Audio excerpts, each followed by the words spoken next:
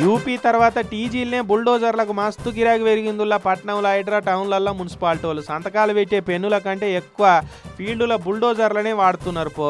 ఆదిలాబాద్ టౌన్ల రోడ్ల మీద ఫుట్పాత్ల మీద బండ్లు పెట్టి దందాలు చేసుకుంటున్న వాళ్ళు అందరికీ షాక్ ఇచ్చిరు ఆఫీసర్లు.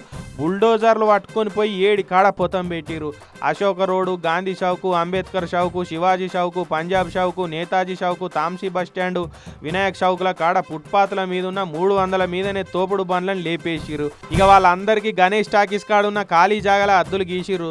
ఆడ దుకాణాలు నడిపించుకోమని చెప్పిరు. అయితే కొందరు మా పొట్ట కొడితే ఎట్లా ఇన్నొద్దులేంది ఇప్పుడే వచ్చిన అది మీకు అని ఆఫీసర్లకు అడ్డం తిరిగితే వాళ్ళందరినీ పోలీస్ టౌన్కి వేసుకపోయారు.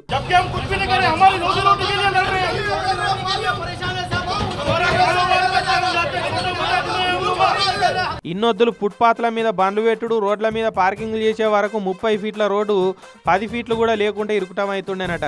ఎదురుగా బండి వస్తే ఇంకో బండి వెళ్ళనంత ఇరుకుటం ఉండేనట. ఇప్పటి సంది ఆ తిప్పలు తప్పినాయని పబ్లిక్ కూడా సంబరపడుతురు.